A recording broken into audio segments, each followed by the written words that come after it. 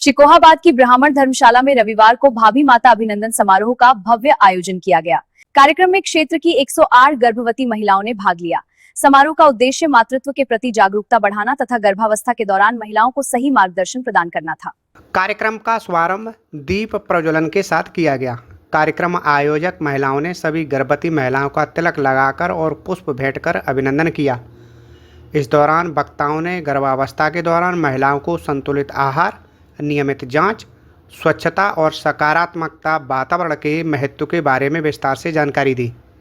वो चाहे गायत्री परिवार से जुड़ी हिंदू माताएं हों या मुस्लिम माताएं हों, उनकी आँखों की श्रद्धा बता रही थी। भले ही वो मंत्र ना पढ़ पाएँ, भले ही मंत्रों का उच्चारण ना कर पाएँ, लेकिन गुरुदेव और माँ गायत्री में इस गर्भ संस्कार में उनकी श्रद्धा ये दिखा रही थी कि अपना देश जो भावी संतानें पैदा करेगा वो पूरे विश्व को बदल देगा।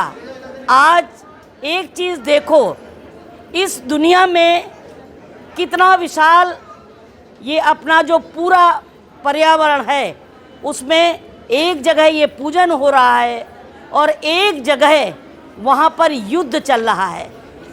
उस युद्ध की विभीषिका में भी यदि कोई शांति खोज लेता है तो वो है शांति कुंज। उन्होंने बताया कि गर्भ में पल रहे शिशु के मानसिक और शारीरिक विकास के लिए मां का खानपान, व्यवहार और सोच बेहद महत्वपूर्ण होती है। वक्ताओं ने कहा कि गर्भवती महिलाओं को तनाव से दूर रहना चाहिए और धार्मिक और प्रेरणादायक साहित्य पढ़ने चाहिए।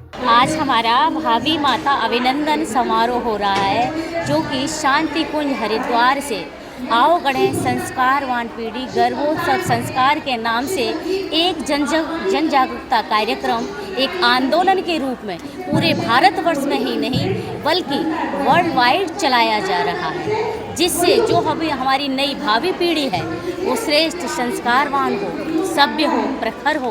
और आज जो हमारे युवाओं का नैतिक और भावनात्मक मूल्य गिरते जा रहे हैं और वो परिवार की ही नहीं बल्कि सामाजिक, राष्ट्रीय और अंतर्राष्ट्रीय समस्या बनती जा रही है। इसलिए आज विज्ञान के शोध के अनुसार ये कार्यक्रम 8वें आंदोलन के रूप में हमारे शांति कुंज हरिद्वार से जो हमारे गायत्री परिवार के हेड हैं, प्रमुख हैं, श्रद्धेय डॉक्टर प्रणव पांड्या जी एवं हमारी आदरणीय जीजी शैल जी के मार्गदर्शन में एवं हमारी राष्ट्रीय कोऑर्डिनेटर हमारी गायत्री दीदी के मार्गदर्शन में चलाया जा रहा है। मधुर संगीत सुनने, योग और हल्के व्यायाम करने की भी सलाह दी गई। साथ ही समय समय पर चिकित्सकीय जांच कराने और डॉक्टर की सलाह के अनुसार दवाएं लेने पर जोर दिया गया। कार्यक्रम में हिंदू महिलाओं के अलावा मुस्लिम महिलाओं ने भी अपने परिवार के साथ हिस्सा लिया।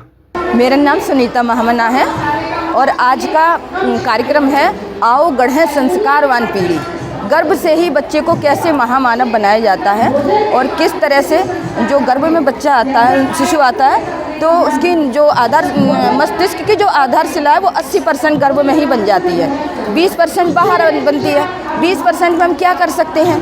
तो जो जैसी माँ की दिनचर्या, माँ का खान पान, माँ का आहार, माँ का योगा जिस तरह से होगा, माँ की भावनाएं, माँ का चरित्र चिंतन जैसा होगा वो वैसे भी स्वतः ही बच्चे में पड़ता चला जाएगा।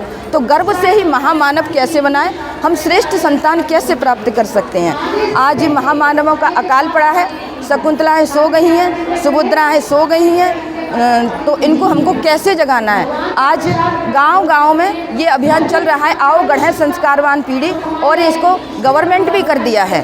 और हम लोग CHC PHC जाते हैं और गर्भवतियों को ढूंढ करके आशाओं बहनों के द्वारा, ANM के द्वारा, डॉक्टरों के द्वारा उनको प्रशिक्षण देते हैं, उनका रजिस्ट्रेशन करते हैं। उसके बाद उनको माँ की पाठशाला से ज्वाइन करते हैं।